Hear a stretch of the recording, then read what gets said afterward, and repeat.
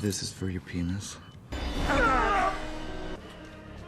This dark story begins with a father named Clyde spending the night with his daughter in their home. The daughter was making a beaded bracelet for both of her parents. Honey, Yeah. waiting for the help to get that? But unfortunately, the warm atmosphere of that small family was shattered in an instant when two robbers knocked on the door, intent on stealing the house's valuables. In an instant, Clyde was tied up, his mouth sealed with duct tape, as one of the robbers declared that Clyde could not fight his grim fate. You can't fight fate. One of the robbers, named Derby, proceeded to rape Clyde's wife and murder her, right before the eyes of Clyde's daughter, who also became a victim of the robbery. But before we continue this story and find out what happened next, do me a quick favor, hit that subscribe button. It helps me bring more incredible tales like this to this channel. Several days after that tragic event at his lawyer's office, Clyde was shocked when Nick told him that Derby had actually given a statement claiming that the perpetrator of the murder and rape was Ames. Clyde submitted DNA test results and all the evidence he possessed, but it was all in vain. The prosecutor refused to accept any of it as admissible proof. To make matters worse, Derby, the true mastermind of the robbery, received only a 5-year prison sentence, while Ames, merely Derby's underling, was sentenced to death.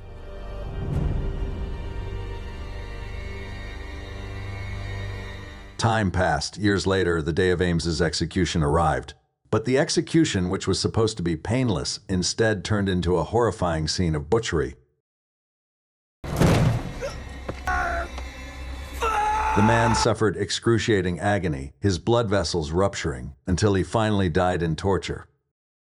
Suspecting something deeply wrong, the authorities launched an investigation. A police officer soon discovered a bag of fluid that had apparently been swapped, replaced with a poison that had caused Ames to die in such a brutal manner. At the same moment, Derby was watching the news report of Ames's tragic execution. Not long after, his phone rang. The voice on the line told Derby that the police would soon arrive to arrest him on drug-related charges. Terrified, Derby grabbed his pistol and fled, all while demanding to know who the mysterious figure on the other end of the line truly was. But that mysterious figure had actually saved Derby, insisting that the caller was trying to help him. The voice then directed Derby to an old abandoned factory building. Upon arriving at the designated location, Derby pointed his weapon at the officer who had driven him there and ordered him to leave. Let's go! Start the fucking car! Okay, take it easy. Take it. At the next stop, Derby commanded the officer out of the car, intending to execute him. My guardian angel. I am impressed. To his shock, he realized the phone he was using actually belonged to the officer himself. That officer was Clyde. Feeling threatened, Derby fired his pistol at Clyde. But instead of a bullet, Derby's own hand was wounded, punctured by several sedative needles that Clyde had deliberately installed into the grip of Derby's gun. Clyde explained that the needles were laced with tetrodotoxin, a poison that would leave Derby half paralyzed. With cold vengeance, Clyde declared he would inflict unbearable pain upon Derby. Tourniquets, so you don't bleed out. Inside a warehouse, Clyde revealed a radically different personality. He had become a psychopathic mastermind, well-versed in everything from medical procedures to patient operation. Clyde began torturing Derby with unspeakable cruelty. He injected saline and adrenaline to keep Derby conscious throughout the ordeal, every moment deliberately recorded on camera. Soon after, Clyde started grinding away at Derby's leg while the camera kept rolling. Jesus Christ. It did not take long for the mutilation to be discovered by police. Clyde appeared almost relaxed when officers surrounded his home and arrested him. In the end, he surrendered without resistance.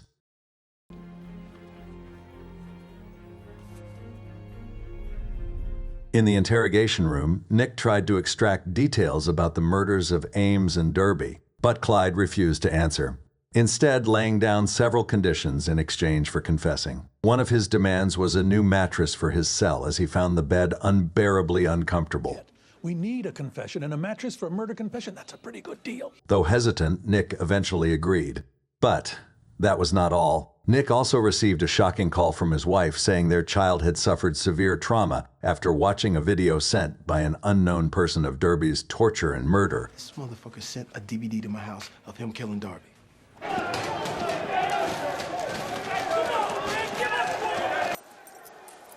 Nice bed.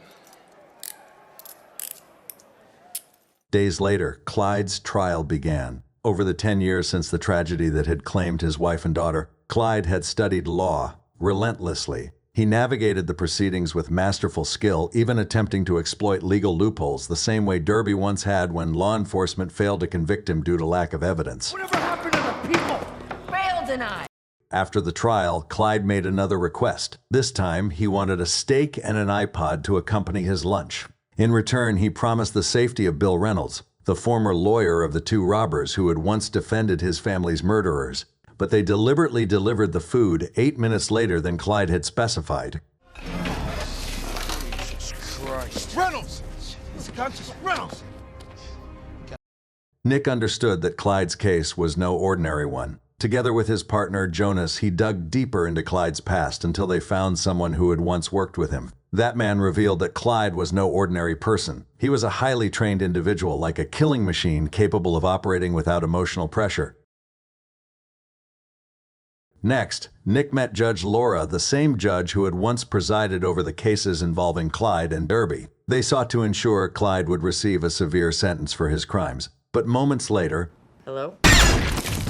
Judge Laura was killed instantly when her phone suddenly exploded right in front of Nick and Jonas. Realizing the immense danger of Clyde's actions, Nick interrogated the inmate again, this time over Judge Laura's murder. Clyde argued that everything he did was meant to fix a broken legal and judicial system. Clyde then issued a new demand. He wanted all charges against him dropped and his immediate release before 6 in the morning. In exchange, he promised no more victims. Nick refused. He even forbade all police staff from going home until after 6 in the morning, hoping to counter Clyde's threat.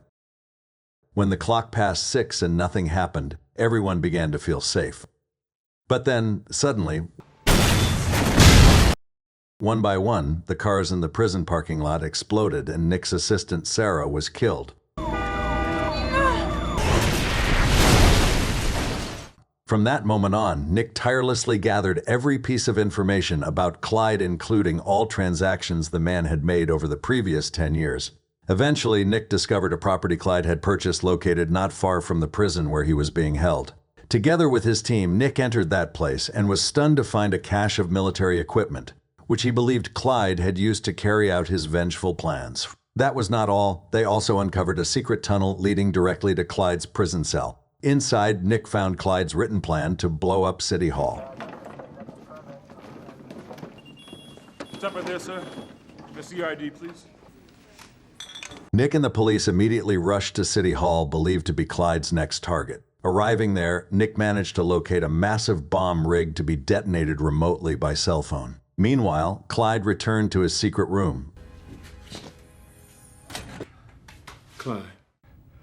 I wasn't expecting company. Only to be shocked that Nick was already there waiting. Nick urged Clyde to stop all his actions and return to a normal life. But Clyde ignored the advice and immediately called the bomb's trigger, intending to destroy City Hall. Seeing this, Nick swiftly left the room. Clyde didn't realize his bomb had been secretly moved right underneath his own prison bed. Nick locked the cell door and walked away. The explosion didn't just tear through the cell, it shattered the silence of Clyde's final hour with a violent, deafening finality. As the cold grip of death tightened around him, that tiny token of love was the only anchor left in a crumbling world. And with that fading heartbeat, the curtain falls. Thanks so much for watching. If Clyde's story gripped you and you're ready for the next journey, please hit that subscribe button and leave a comment below. I can't wait to share the next tale with you. Until next time.